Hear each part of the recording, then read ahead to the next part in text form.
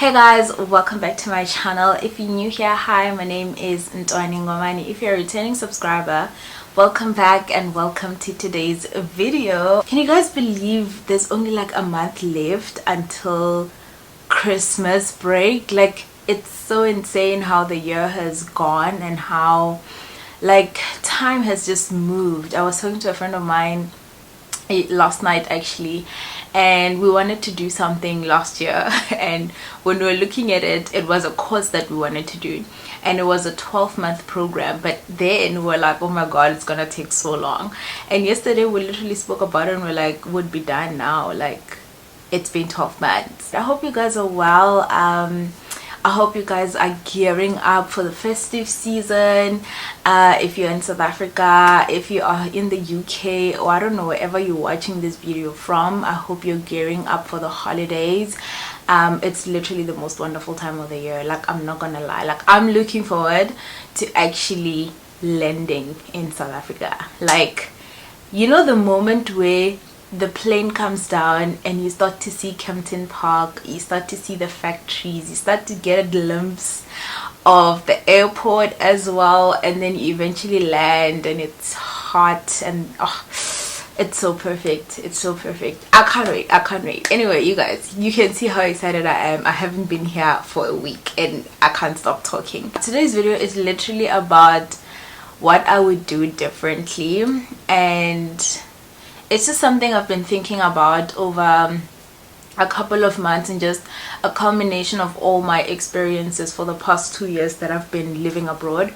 And just thinking, if I were to do this all over again, especially for people who are also considering going abroad in the next year, what would I do differently from, you know, my experience with what I know now, with the lessons that I've learned now, and with what I've realized just living as an expat for the past 2 years. What would I do differently? So the first thing that I think I would do differently to how I have done things is, I think I'd want to take some time off. I honestly feel like after articles, after the brutal 3 years of servicing clients, learning a lot, steep learning curves, meeting people, working deadlines, working days and nights and weekends, I would actually take a break. But remember, this is just for me. This is what I would do differently, right? I feel like I would take like a little break, maybe like a month off or 2 months off from working, and just relax my mind, relax my brain, think about what the next step is. I won't say travel, because I don't think I would have the finances to actually travel, but if you do have the privilege to have finances when you take a break off work, then I would travel as well. Take a mini retirement after articles, like maybe a month or 2 months, and just pull myself to myself and just relax from all the pressure and all the deadline chasing that happens in articles and all the admin, and just take a break from being a working person, and use that time. It's not just to like chill, okay? Like, use that time to honestly invest in yourself, invest in my wellness, in my mental health. A lot of us struggle with mental health when we come out of articles, so a month or 2 months would be like a good time to like get your mental health, nurture your mental health back into good health, and just take the time to figure out the next step as well, you know, like position yourself right as well. I don't think it's a bad thing to take time off out of articles. There are people who have done it, and I feel like, oh my god, if I were to go back now, I would definitely do that. I would take a month or 2 months off after articles and just relax. The second thing that I would do differently is, I think I wouldn't have immediately moved or immediately relocated abroad straight after articles. And I say this because I've gotten to a place where I now ask myself, so what is the next step? What is, you know, what do we need to do? But I'm also at a place where I haven't tried out enough things to figure out what it is that I want to do. So I wouldn't have like rushed to move abroad straight after articles. I would have taken, so after taking the time off, I would have still taken maybe a year or two to like figure myself out, try different divisions at audit firms, try work outside in industry, or try just get a different job and see if I really like it. And this feeds into my next point. But yeah, just do different things and see what actually resonates with me, and what resonates with my skills, what resonates with my abilities and my interest as well. Because I think a lot of us struggle figuring out what we want to do because we haven't tried enough things to figure out what attracts your spirit.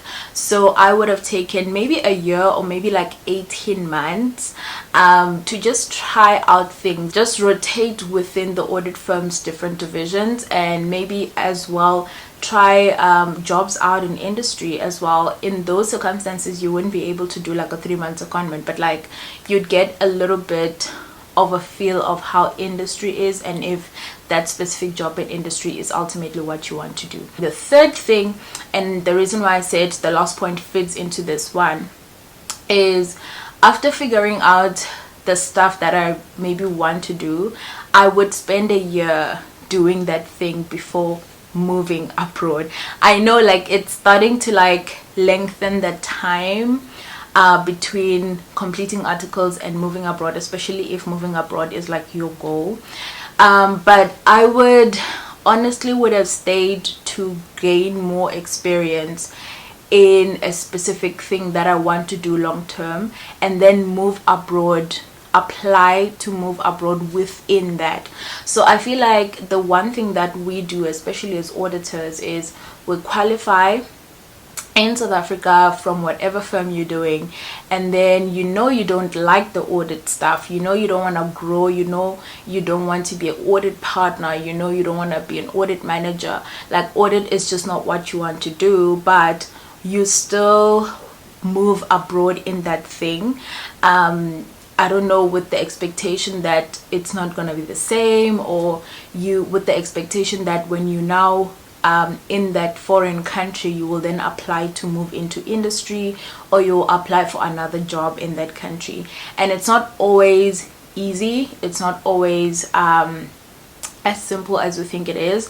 And now being here and having done this for 2 years, I realized that had I just stayed in South Africa and got an experience in whatever it is that you want to do, and then apply in that type of role or in that type of job, it would be a lot easier, because you would have built the experience, you would have built the basics of it, you would have been trained in it maybe for a year or 18 months, and then it would be so much easier to then apply within that thing and move to the country that you want to move in.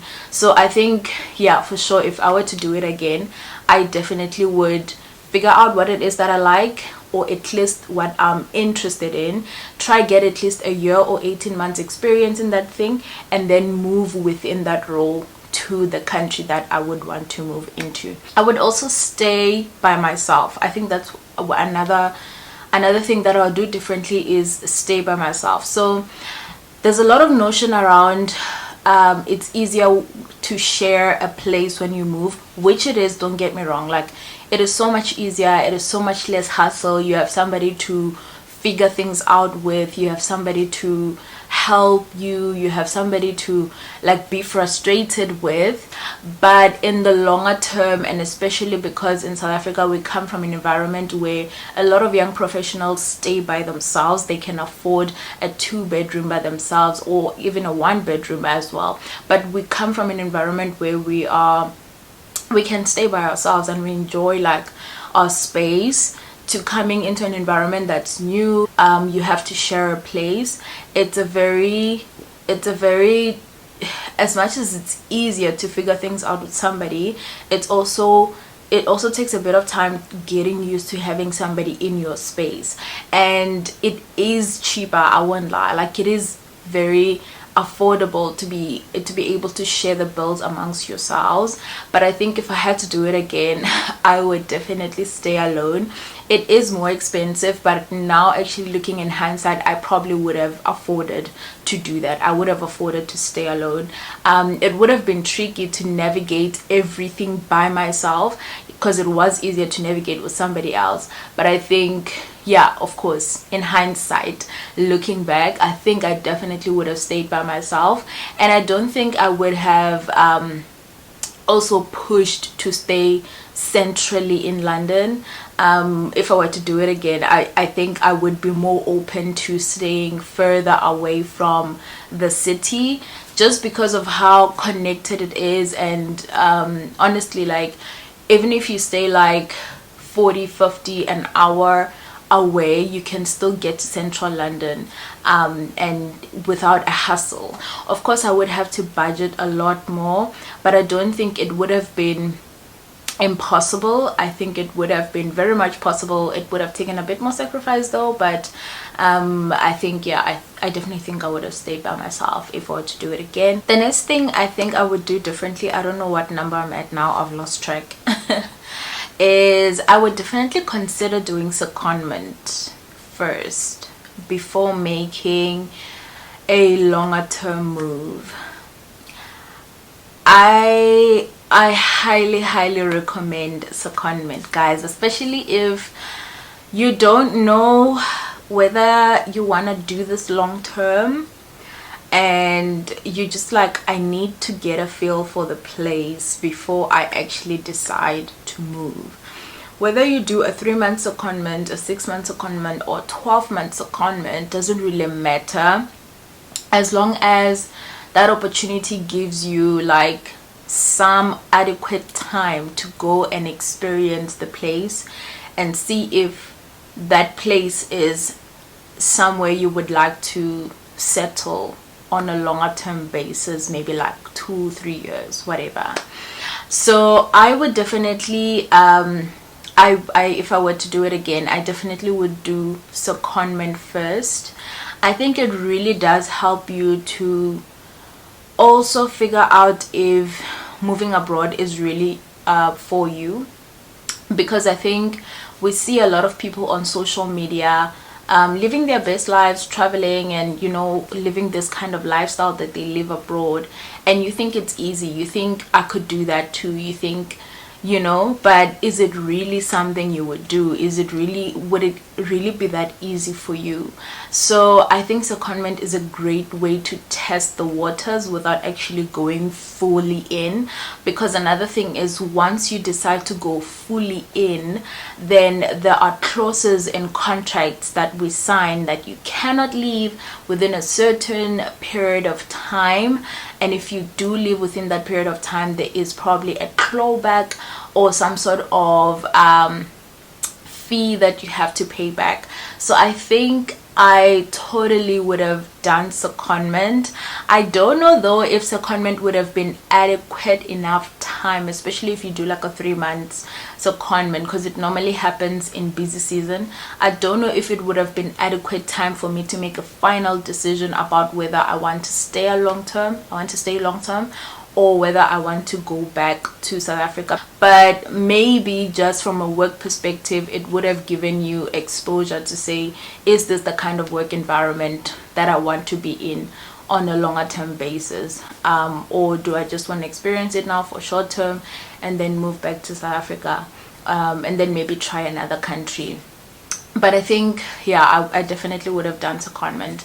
I think also, like I said, firstly, like I wouldn't rush moving abroad, guys. Like I feel like there's, now that I'm here, like, remember this is power of hindsight, okay? If you haven't been here, you're probably like, oh my god, like she moved immediately after articles, so why can't I, like, you know?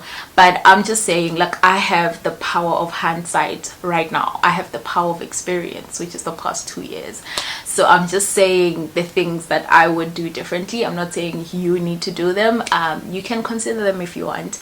But I was about to say that like moving abroad and all of these countries, whether you're going to the States or the Europes or the Asias, wherever, or Australia, wherever it is that you're going, these places are not going anywhere. There's no need for you to rush to make the decision to move immediately after you qualify. Figure yourself out, you know, get experience in the things that you want. It is so much sweeter and so much better, in my opinion, to move abroad in the job that you want to grow, because you're not starting from scratch. Like, it's so much easier from a career perspective, it's so much easier from an experience perspective as well, because you're not getting into that country and then immediately trying to look for another job to move out of whatever it is that you came in. So I think, like, not rushing the decision, thinking it through.